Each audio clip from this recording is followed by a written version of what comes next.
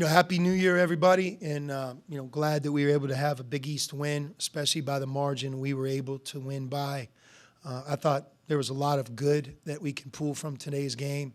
To me, the most outstanding part of today's game is playing against a very disruptive, tough-minded Seton Hall defense and having only two turnovers in the first 20 minutes.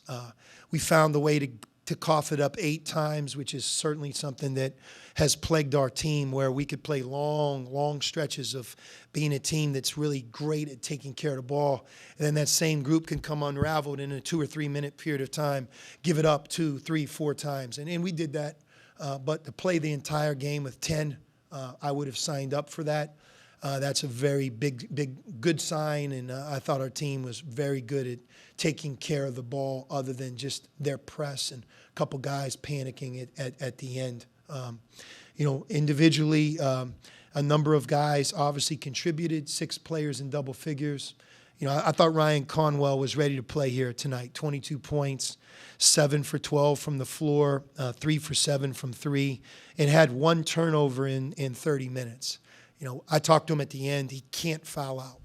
Now that we're in this, Big East Conference, has to know when he has 3 fouls. He has to know when he has 4. And there are times his decision has to be, nope, I'm not going to commit that 4th or 5th foul. So I think that was a lesson that he could have learned today. Speaking of production off the bench, Dante looked like he had a great first half. Finding the open man for threes. He had 6 assists, and then John coming off the bench with 11. What did you see from those two that you really liked? Yeah, so I thought Dante at times really impacted the game.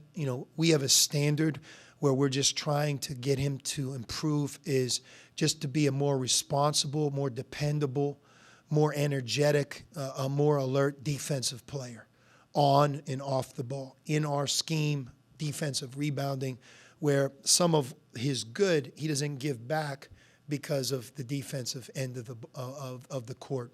And I thought he had a tough time. There's times in today's game where defensively he didn't hold his end of the bargain up, his assignment, his alertness. And in this conference, you can get 14 points and not help your team. We need him to get 12, 14 points and be even better, more alert, more dependable. And we're coaching him that way. I think that's his expectation. And how much he improves defensively will go a long way towards how many victories we have in the remaining 17 games. But 6 assists, his shot making, which he's already shown in other games, he gives us more firepower, an additional score. And there's a lot to like about him back out there. But can't give up a backdoor layup, can't give up a second backdoor layup, can't miss a block out.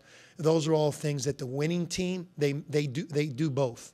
And we got to get him just to continue to get incrementally better in that area. John, that was really the first game he's played for us this year. I'm glad that it happened. I thought he made some good plays offensively. Man, we need him to be more like he was today.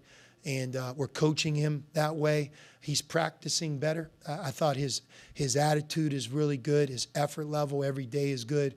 Now we just need it to carry into the game, because him coming in the game and being able to make plays, we don't have a lot of choices right now. We're playing Jerome at center, and when Jerome's out, John becomes the one and only. So him being able to come in and help us is a big deal. And he played today, but we've really played the other games without him.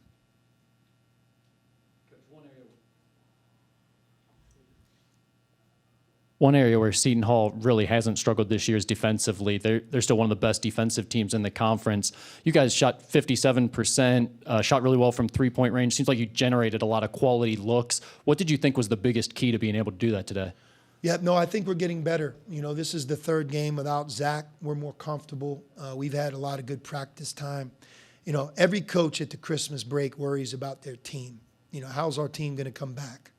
Is everybody going to come back? What's our attitude going to be like?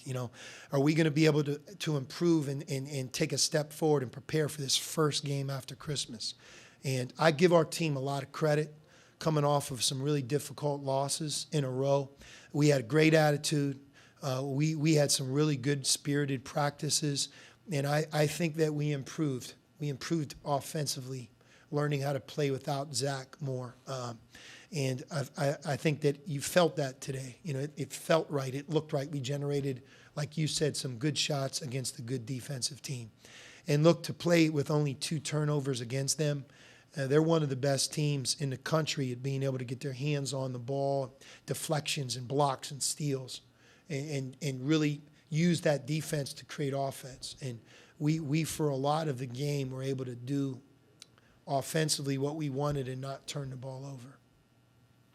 Regarding Zach, I know you had mentioned that it was still kind of unclear what the diagnosis was for him last time we had heard from you. Is there any update on where he's at? No, he's progressing, and I think we're more optimistic that he'll be able to at some point return. We just don't really know the timetable. And quite frankly, I don't know if Zach does either. You know, he has to continue to get more comfortable. Part of what he suffered as part of his injury is a really strong, deep bone bruise, and that takes time to heal. It's very painful, swelling, discomfort, and then getting his full range of motion and his strength and all of that back. He's made a lot of progress in that area, but we'll rely on the doctors, number one, Zach, number two, and then we'll incrementally, you know, be able to move him back to where he can join us. Look, I would be thrilled, as we all would, to welcome him back, mostly for Zach, but also it gives us more depth and firepower, and you can make the argument that Zach was our best player before he got injured. Coach, you go through 3 straight close losses to top 25 teams. Coming back from the break, what was the message, and were there any players in particular that stepped up off the court to kind of lead any sort of message? Yes.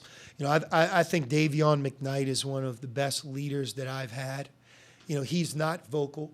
Sometimes he's too quiet, but the respect of the locker room, the respect he has from his teammates, his process is impeccable. Like his work ethic, his everyday good nature being the same regardless, his unselfishness. I thought he set a great tone for our team coming back off the break. I also thought Ryan Conwell, you know, he didn't play as well in the last game against Marquette, and I think he took it really hard. He had a time to take a deep breath, but I loved his response today. And his game today was a product of his practice habits. And again, like I said, we had a team full of guys who really did a good job. You know, the other part is the stretch we were in. You know, you have to look at it through this lens, that we've had a high level of play through each of those 3 games. We didn't win, and that's the name of the game. But, you know, to be where we were in each of the 3 games, it took a level of play that I don't know if every team can get to. We did it in all 3 games, 2 of which Zach wasn't a part of. So we have to build on that, and we talked a lot about that. You know, can't get down. We have to stay together. We have 18, now 17 conference games in front of us, and there's a lot of teams that play their best basketball in the months of January and February, and look, we have to be one of them. So, you know, the next task is to go on the road at Georgetown and play a good game. So that's where we're at, but excited to be able to have a victory today.